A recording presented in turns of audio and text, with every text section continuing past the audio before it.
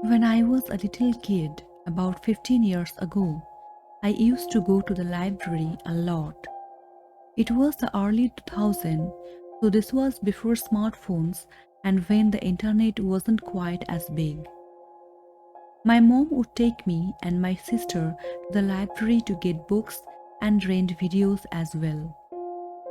I was probably 5 or 6 when the story took place. My mother took my sister and I to the library, and when we got there, we went to the kids section first and then the rest of the library. It was a pretty large library, or at least it seemed really big to me when I was a little kid. I remember my mom signed an old friend she knew and started talking to her. After about 10 minutes, I got really bored and wanted to find a football book, so I walked away and started looking. I didn't know where to look, so I pretty much just walked around. Before long, I was lost and I didn't even know where my mom was. I started looking at books and decided to just stay there until my mom would come and find me. I was sitting on the floor looking at some old war book when I felt a tap on my shoulder. I assumed it was my mom, but when I turned around, I saw that it was a man. He looked kind of old and was a little bit overweight. He asked me where my mother was. I told him that I didn't know. He smiled and said, "That's what I thought." Then he told me that she was ready to leave and had been looking for me. He said that he worked for the library and he needed to take me to her. I believed the man 100%, and I followed him to go to my mom.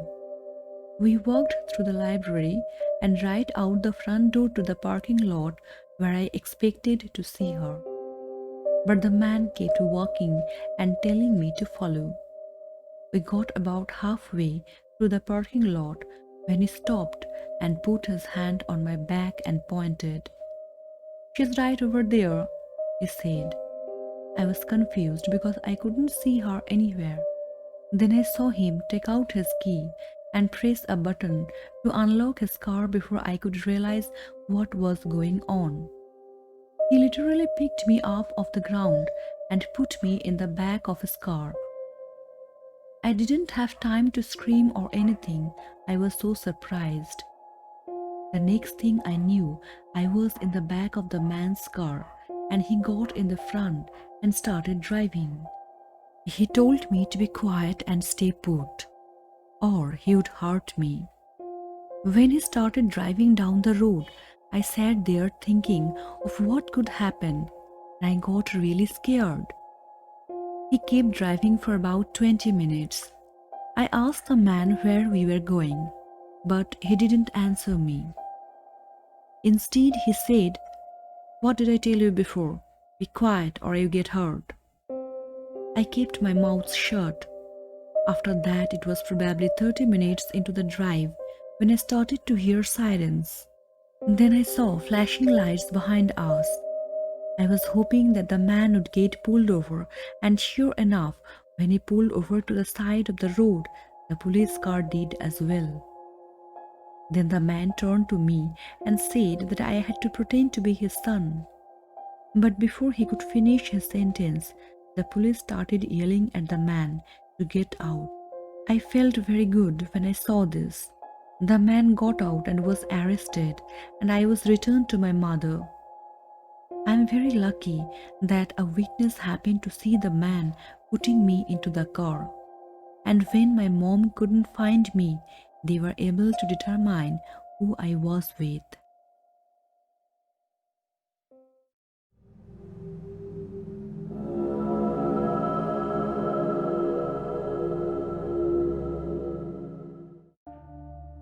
When I was 14 years old, I volunteered at our local library.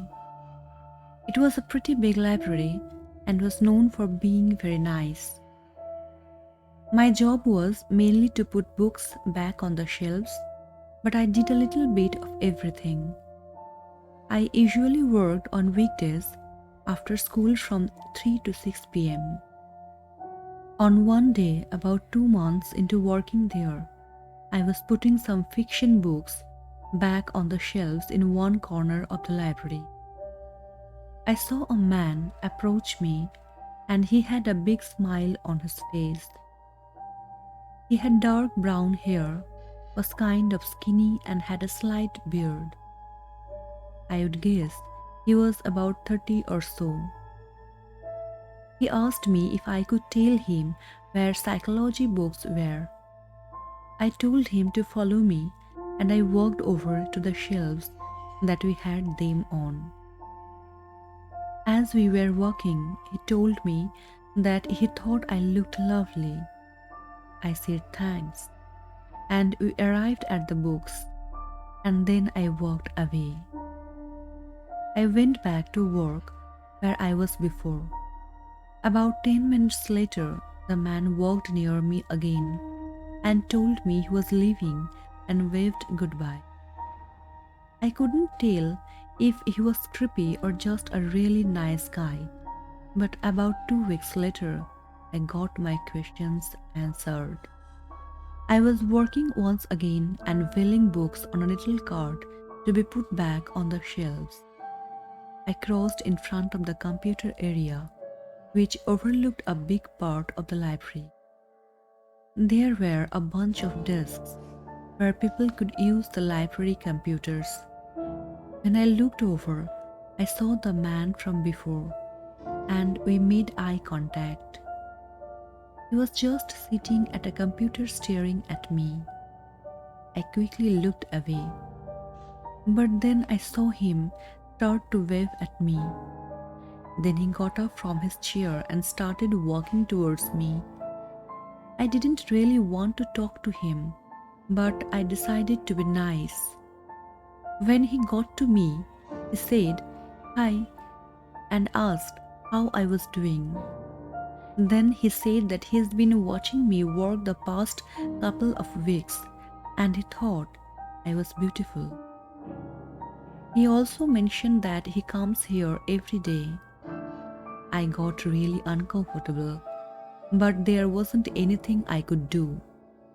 So I just smiled and said, "Thanks." Then I told the man I needed to get back to work. That's when he asked me if I wanted to hang out with him when I was done. I told him that I was only 14 and I needed to be home. He asked me if he could drive me home. I told him, no, my mom was going to pick me up. And then I told him that I thought that was weird. I think he got the sense that I was very uncomfortable and he just said, "Oh," and then walked away. I was hoping that would be the end of him, but unfortunately I noticed him there the next day as well. He was sitting at one of the computer desks again and just staring at me, but this time he wasn't smiling. It was really creepy. I did my best to ignore him and go back to work. When I finished that day, I went outside to wait for my mom to pick me up like I always did. Usually she was there right after I finished, but sometimes she would be late and I would just sit outside at a little picnic table they had around the corner of the building.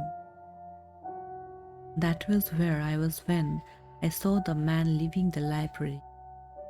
I was hoping he wouldn't see me, but of course he did and walked right up to me. He still wasn't smiling. He asked me what I was doing.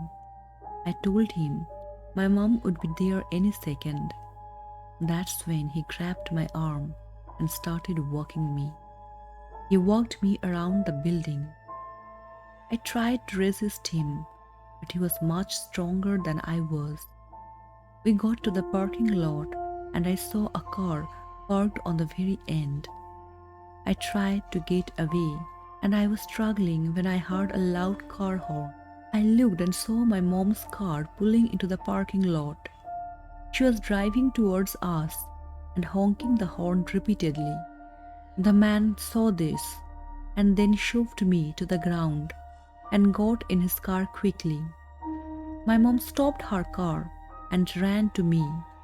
Then she called the police, but the man had already driven away.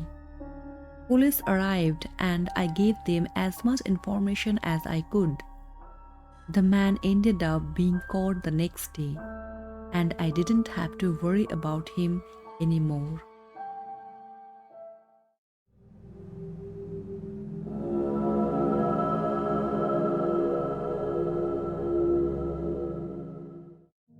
When I was in high school, I worked at a library. My grandmother used to work there, so she was able to hook me up with a job pretty easily when I turned 16. The job was pretty easy, and being the only guy younger than 60 who worked there, I would mostly just do legwork, like setting things up and transporting books. The library itself was interesting because it was very old. It opened in the 1800s and had minor renovations and restorations done. But for the most part, it had an old building feel to it. The library had 2 levels and a basement, which was mostly just used as storage. It wasn't that big of a building, but it maximized the space by having 3 levels. One day I was asked to get some extra cards from the basement. I opened the door and walked down the stairs. It was very dark and messy down there. I always thought it was a little creepy. I turned on a little light that we had, and I saw a cart on the sidewalk. I walked over to get it, and as I was walking, I heard something fall across the room. It sounded like a book falling off of something. I looked over but didn't see anything. So I walked over to the book and picked it up. It had been stacked on top of some other ones, but when I put the book back, I noticed there was a man hiding behind a box about 5 feet away. I could only see his legs and part of his back because he was hunched over behind the boxes. I just about had a heart attack. I pretended not to see him and quickly went back and got the car to bring upstairs. Once I got upstairs, I shut the door and told my co-worker Barbara, who was pretty much in charge. She didn't believe at first and thought that I was joking. I did have a pretty good sense of humor and I was known to joke around a lot. So I told her to come down with me and see. She came with and we walked into the basement. But when we got there and looked around, we couldn't find anybody. We looked for a good 10 minutes. When we got back upstairs, I felt like an idiot. But Barbara told me she believed me because she could see how serious I was. I went back to work, and at the end of my shift, I was still really curious about what happened in the basement. So I went down again. I turned on the light, and this time I saw the man right away. He was in the far corner of the basement, but he was standing up. As soon as the light turned on, he started to walk behind some more boxes. I kept standing there watching. I saw that the man had long hair and a dirty beard. He looked like a homeless guy. I yelled at him that nobody was supposed to be down here. He responded by grabbing a book and throwing it in my direction, and then he started charging at me. I shut the door and ran back up and told Barbara once again that I saw a man and he was dangerous. She called the police. I watched the basement door the whole time to make sure the man would not come up. When the cops finally showed up, two of them went downstairs, and about 5 minutes later, they came back up with the man and took him away. He was a homeless guy that somehow got down there and had been hiding out for 2 days.